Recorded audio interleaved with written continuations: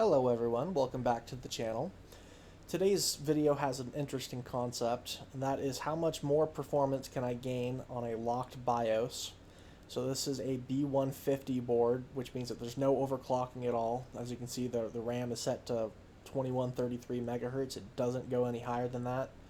But perhaps I could tighten up the timings and get a little bit more performance out of it.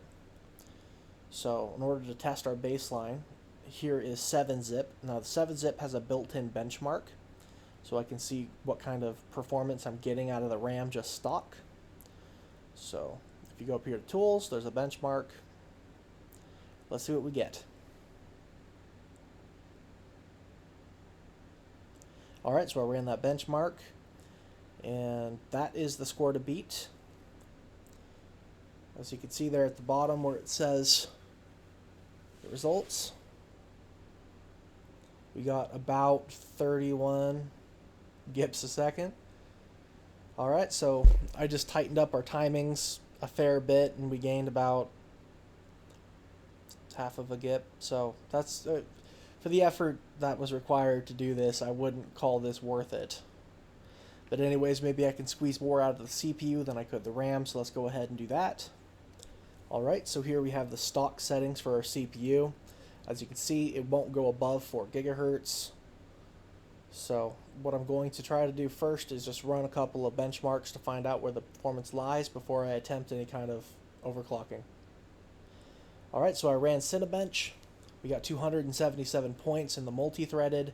I'm not going to run single-threaded because I just don't have the patience for it.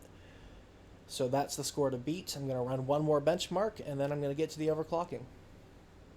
Alright, this is a tool called Throttle Stop. I really like it. It's pretty useful. There's a lot you could do with it, and it has pretty good monitoring. It tells you your temps and your watt draw. But anyways, this also has a built-in benchmark. And essentially it just gives your CPU a load and sees how quickly it can crunch through it. So we're going to run this with 8 threads on normal priority, as you can see there. Let's see how long this takes. Alright, so it took 18.114 seconds to get through that benchmark. Alright, so after probably an hour 45 and just the BIOS experimenting, I gained a little bit. But I did unlock a lot more power draw, so hopefully it'll sustain a boost clock for longer. Okay, so we overheated like crazy. As you can see here, we're going to have to find a solution.